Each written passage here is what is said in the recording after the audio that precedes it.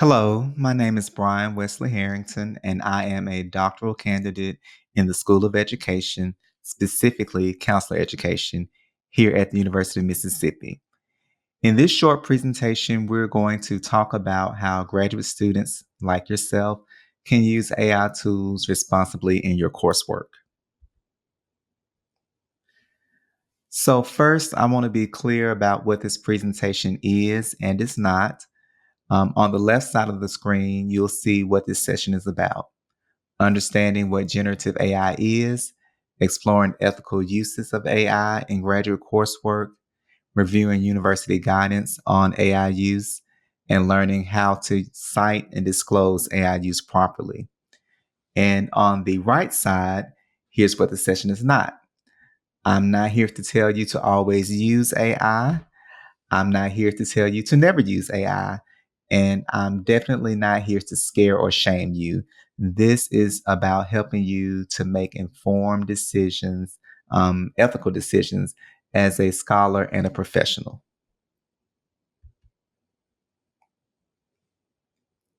We'll start with the basics of what generative AI is. And generative AI is a category of artificial intelligence that's designed to generate content. And that content may be written text, images, video, music, or even code.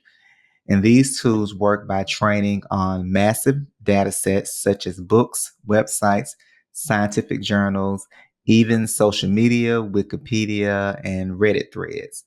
They use that training to respond to your input and generate new outputs that mimic human creativity and reasoning. So, for example, you can ask ChatGPT to draft a reflection about leadership challenges in schools, and it will produce something that sounds pretty good, sometimes too good.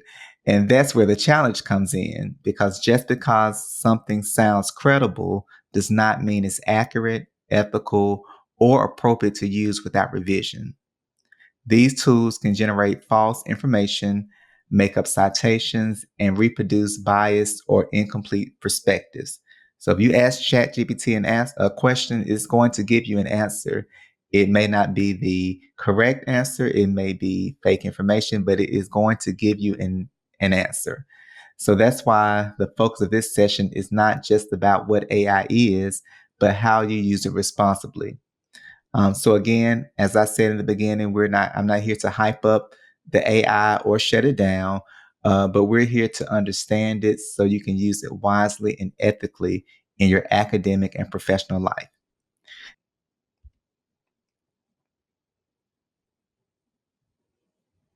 So predictive versus generative AI.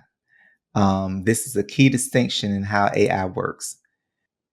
Predictive AI tools work by analyzing patterns in existing data and then forecasting or suggesting likely outcomes.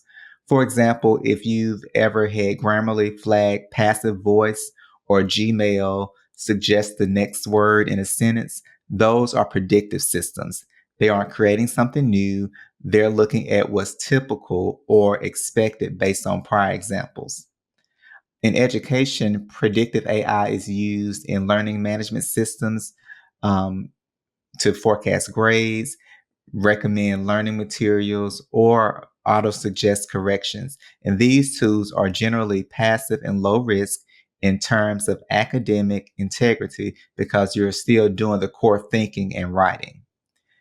Generative AI, on the other hand, creates something new. So, unlike predictive AI that is mostly generally passive, generative AI is considered to be interactive. It answers your questions, gives feedback, and adapts as you go. So when you give it a prompt like write a summary of chapter 2 of Paulo Freire's Pedagogy of the Oppressed, it generates a summary based on patterns from its training data, all those places that it's pulling content from. So it's not pulling content from one place, it's synthesizing a response that sounds plausible based on what it's learned from all the different places it's looked. In graduate coursework, this could look like a student asking ChatGPT to generate a discussion post for a Blackboard course, or draft a letter for an assignment. And while that may seem like a convenient shortcut, it comes with serious risk. The AI might produce content that sounds polished, but it could include factual errors, fabricated citations, or ideas that don't reflect your voice or the assignment's goals. Even if the result looks good on the surface, this is not your thinking. It may not match the assignment that your instructor gave you. And turning it in without revision or disclosure crosses an ethical line. And we'll speak more about ethics in just a bit. However, you should remember that you are responsible for everything you submit, regardless of whether AI played a role. So again, predictive AI supports your thinking by improving existing content. Generative AI can replace your thinking if you're not careful. And that's where academic integrity, disclosure, and reflection become essential. The more interactive the tool, the more ethically complex it becomes. As we move forward, we'll talk about how to use both types of tools ethically, transparently, and in ways that enhances and not bypasses your learning.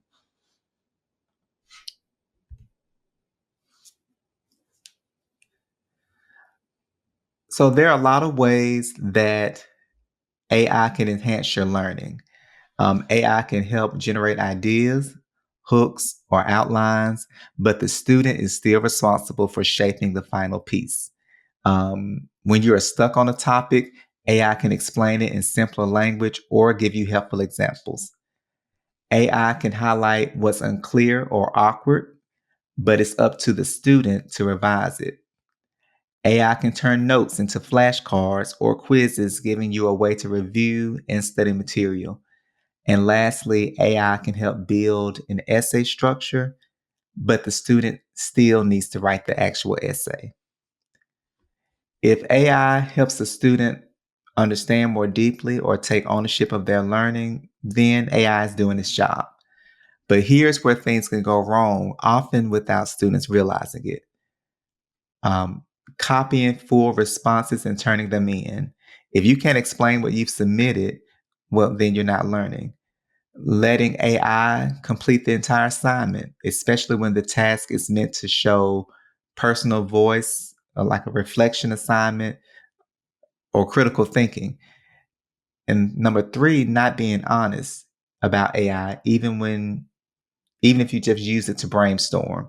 So you should be upfront about AI usage. And here's a simple prompt addition that I found that you can use to help guide your ethical AI use. As I'm asking for help, don't give me the answer, but help me build my learning on my own. This will keep you in control of the process as the student. And that's what we want.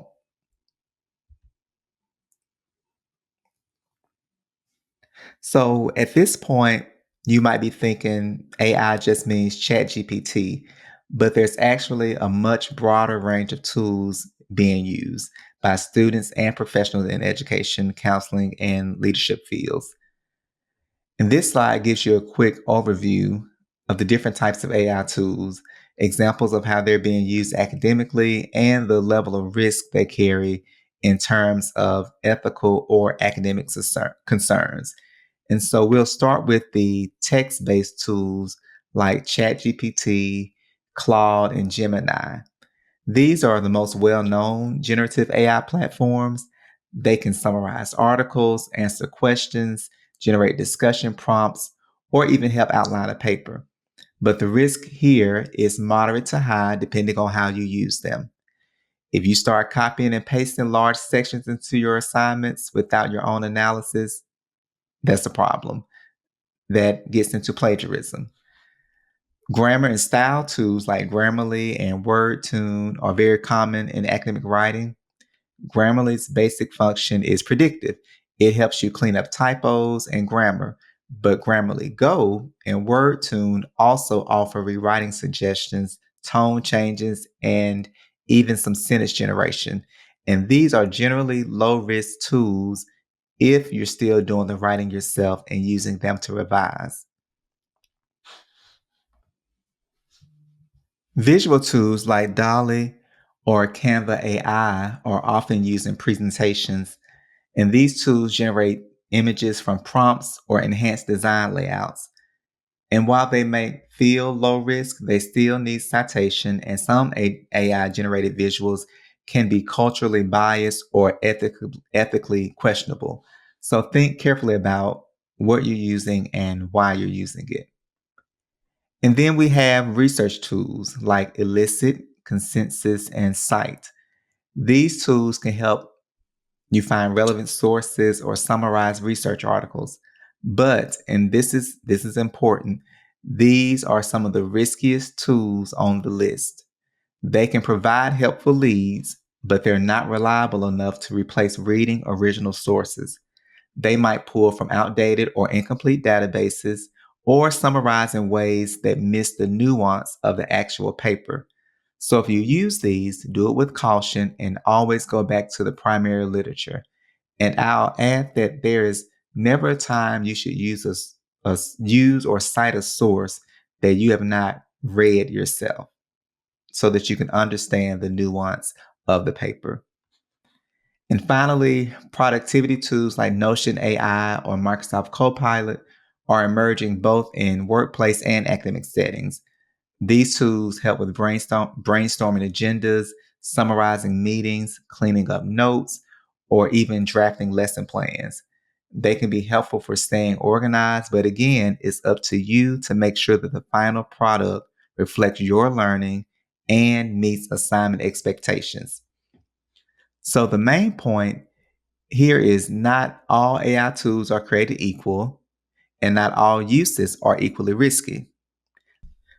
The more the tool shapes or generates your academic output, the more careful, critical, and transparent you need to be.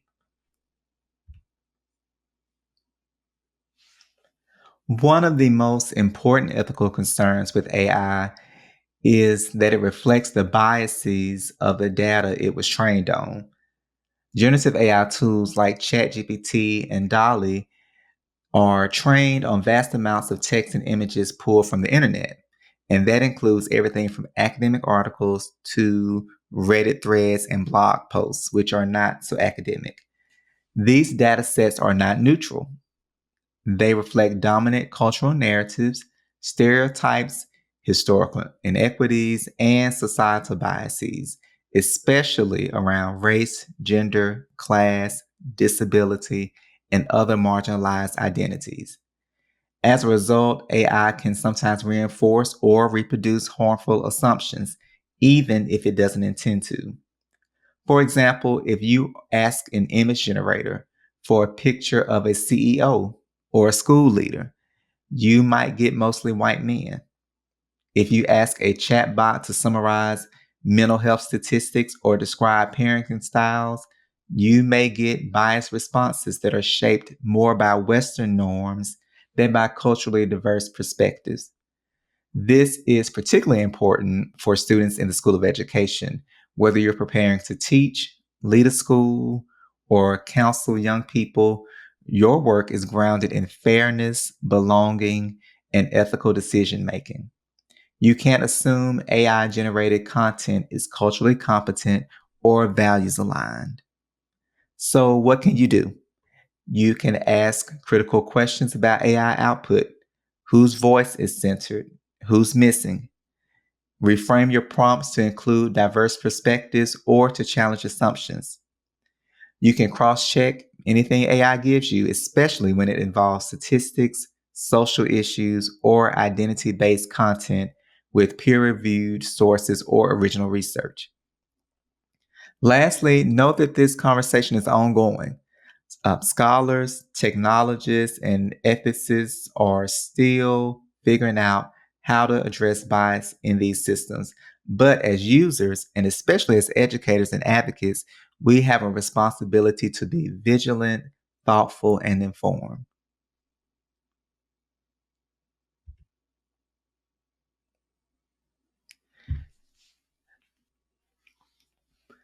Now let's talk specifically about what the University of Mississippi says about AI use in coursework.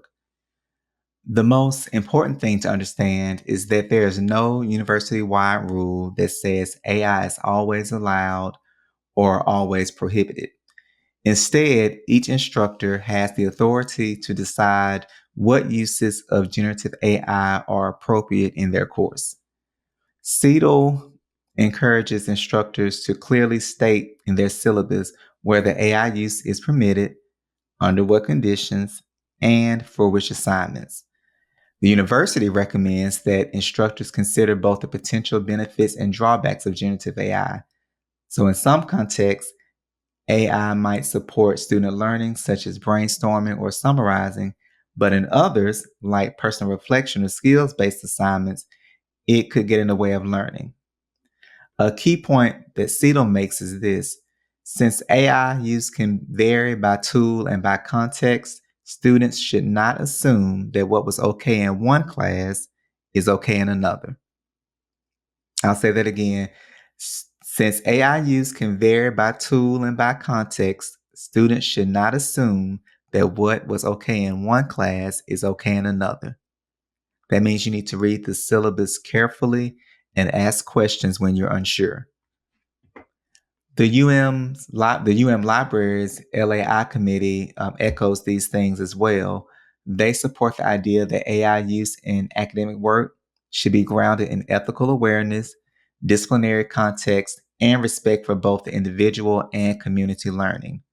Their site links to national guidance from MLA, APA, and other scholarly bodies about responsible AI use in research and writing. And I do have their site linked at the end of the presentation. So again, the takeaway from this slide is that there is no universal rule. You must follow your instructor's guidance, and that's for each class. And when in doubt, ask early. The goal is to build a responsible, transparent engagement with these tools as part of your learning process, not to replace your learning.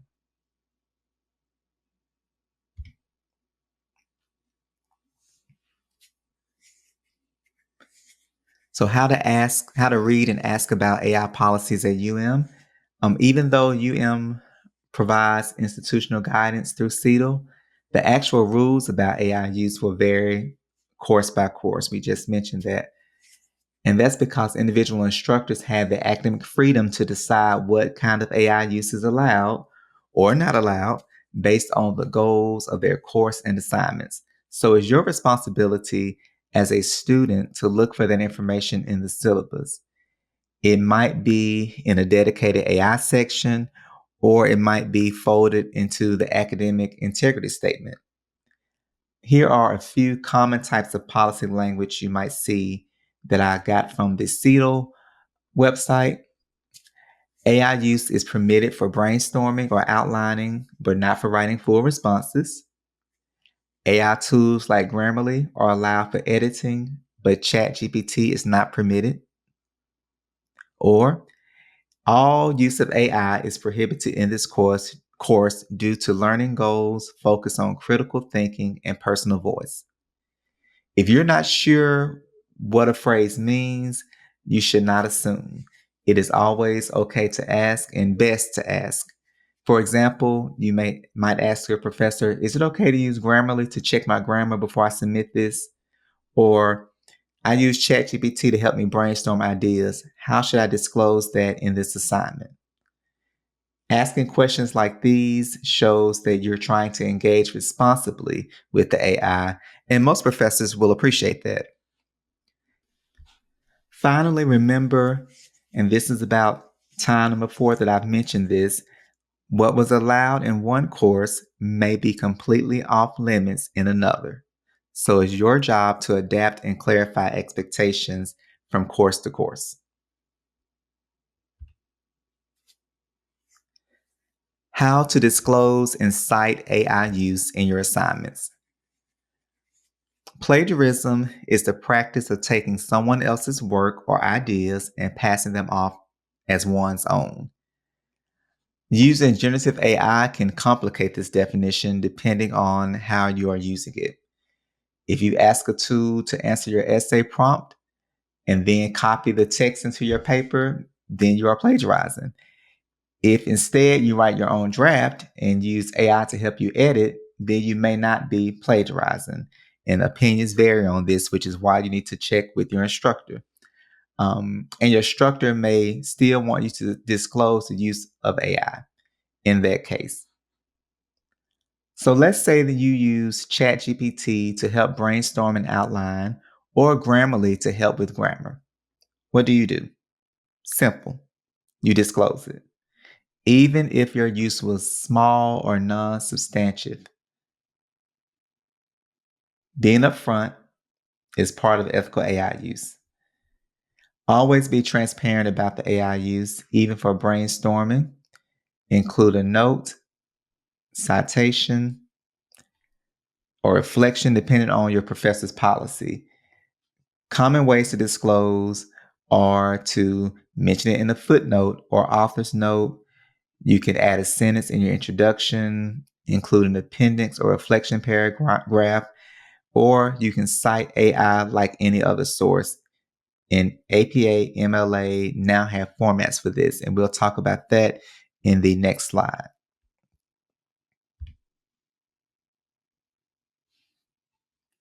Here are some examples of citations.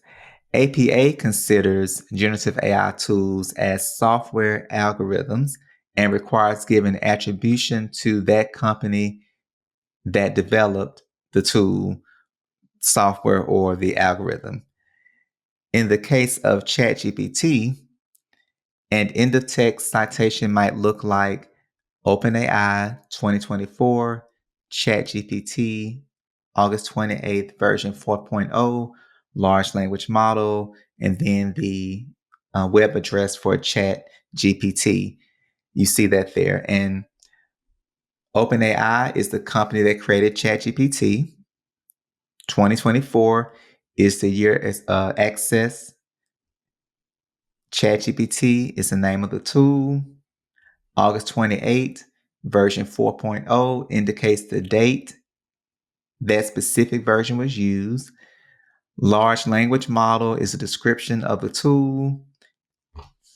And the web address is where the tool was accessed, the URL where the tool was accessed. So that is how you would do an end-of-text citation for APA for ChatGPT.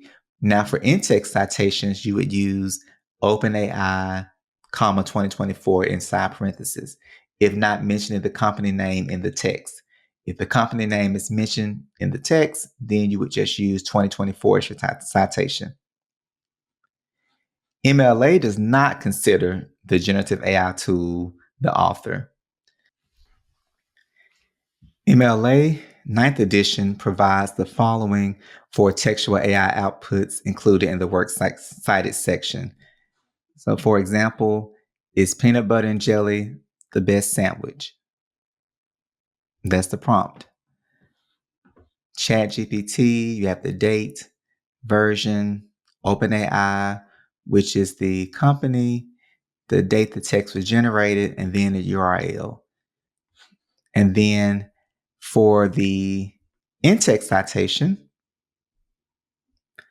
you would use the first few words of the prompt. For example, when prompted, ChatGPT offered several arguments why peanut butter and jelly sandwiches are the best, including, and then you would go into your writing. So this is how you would cite your use of generative AI. And this came from the MLA guide and APA guide that is linked on the library.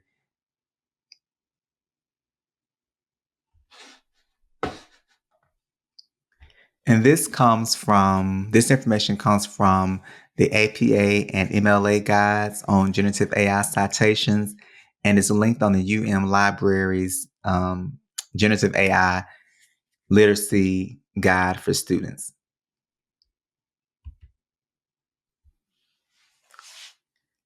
As we near the end of the presentation, I want to emphasize that even when AI use is permitted in your course, that doesn't mean that the ethical responsibility goes away.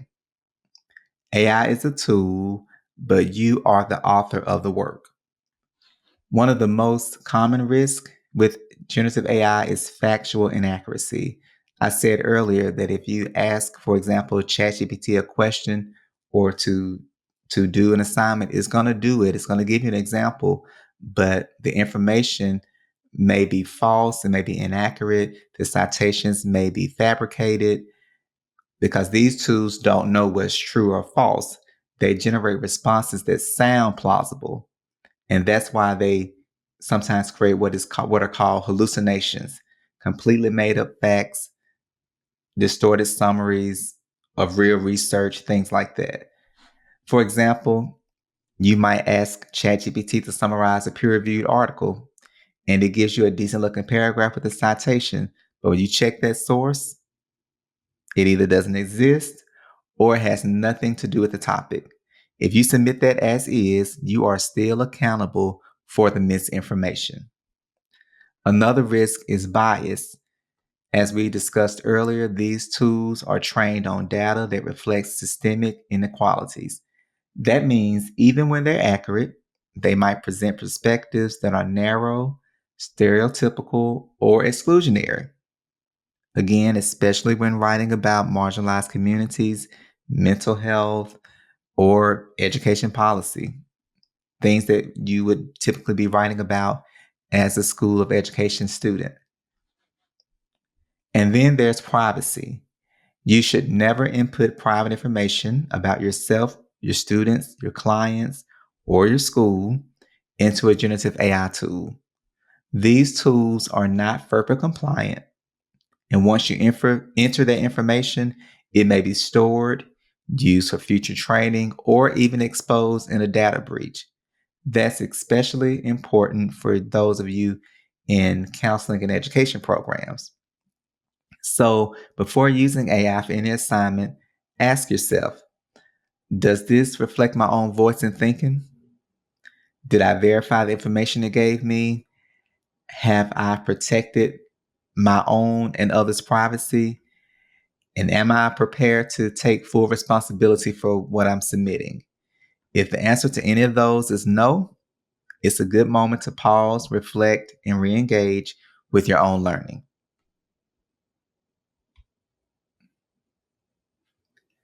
So we'll wrap up with a few reminders. First, AI is a tool. AI is a tool, and it should support your learning, not do the thinking for you. Whether you're brainstorming, editing, or summarizing, stay in control and use the tool with intention. Second, match your AI use to what the assignment is actually asking you to learn. If the assignment is meant to develop your voice, critical thinking, or personal reflection, you should let those skills shine and do those things yourself and not allow AI to do those for you. Third, always disclose and cite AI use, even if it's minor. Transparency builds trust with your instructors and shows academic integrity. Fourth, verify everything AI gives you. Do not assume it's right. And never input private or identifying information into a public AI tool. And finally, ask questions if you're unsure. Your professors would rather guide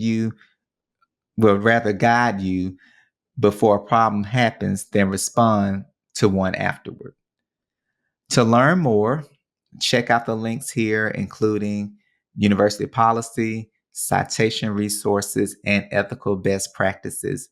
The Library AI Guide has a lot of good information. Much of what is discussed in this presentation came from that resource. And if you click on the resources and student resources, it has a very nice infographic to kind of guide you through what I would call an AI ethical decision making model of sorts. So check out that. Also look at the citation guides. They outline how to cite generative AI based on whether or not you're using MLA or APA. And I'll end by saying thanks for taking the time to learn about AI and academic integrity. AI is evolving quickly, and there is a lot to navigate. But the goal is awareness, responsibility, and growth. So, again, use it when it helps you learn, avoid it when it replaces your voice, and most importantly, be transparent about how you're using it. Wishing you the best in your program and in learning how to use these tools with confidence and integrity.